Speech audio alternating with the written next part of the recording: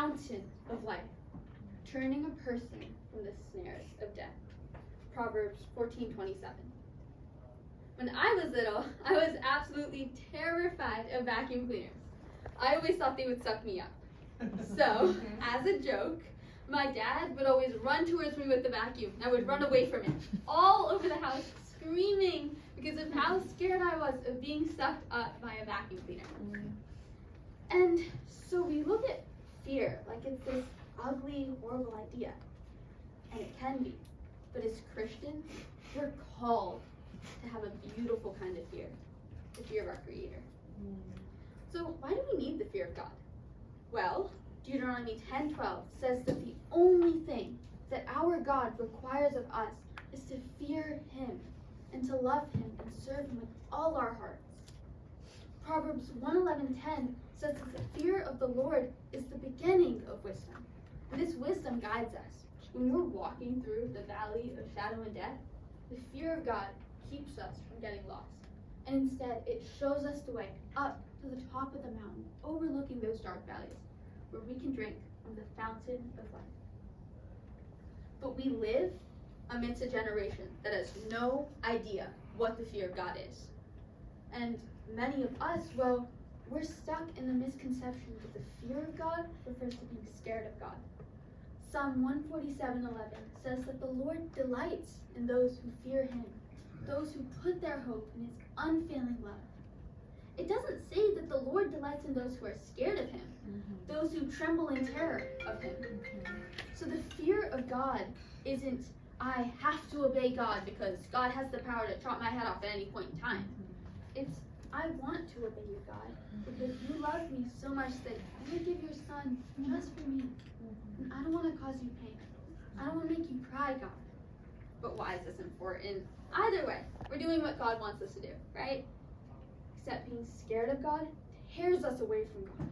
But fearing Him means being in awe of Him and trying to live like Him every day, which brings us closer and closer to Him. And here's why. When you're going through some rough spots in your life, and I mean just really hard times, it seems as though the world has abandoned you. You feel lost. That weapon really looks like it's going to prosper. You're just about ready to give up. Being scared of God becomes yet another burden.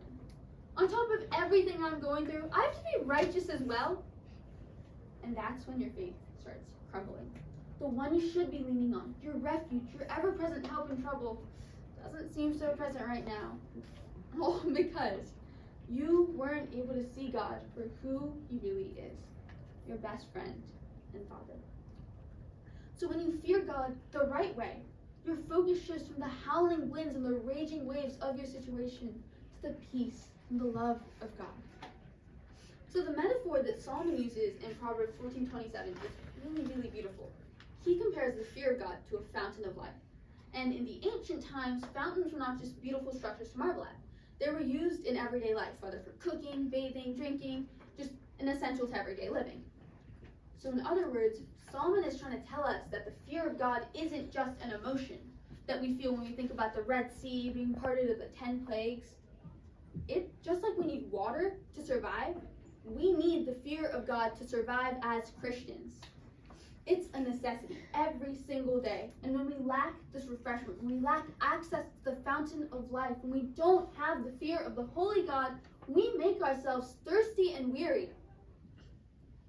When we drink from the fountain of God regularly, when we fear God every day, every minute of our lives, it refreshes us. It keeps us alive because it's a basic necessity. So it's a Christian compliment to call someone or to be called God-fearing. So I've heard and even used the term several times, but never really understood what it meant. But when I finally understood the meaning behind the term, I was mind blown. It was crazy to me that the fear of God didn't imply being scared of God, but instead being in awe of Him and striving to serve Him faithfully. And once I finally understood this, it's made my relationship with God so much deeper. And I want everyone to be able to experience that. So remember, it's okay to run from the vacuum, but always make it part of your life to run to the Father and wonder of His power, salvation, and love. Thank you.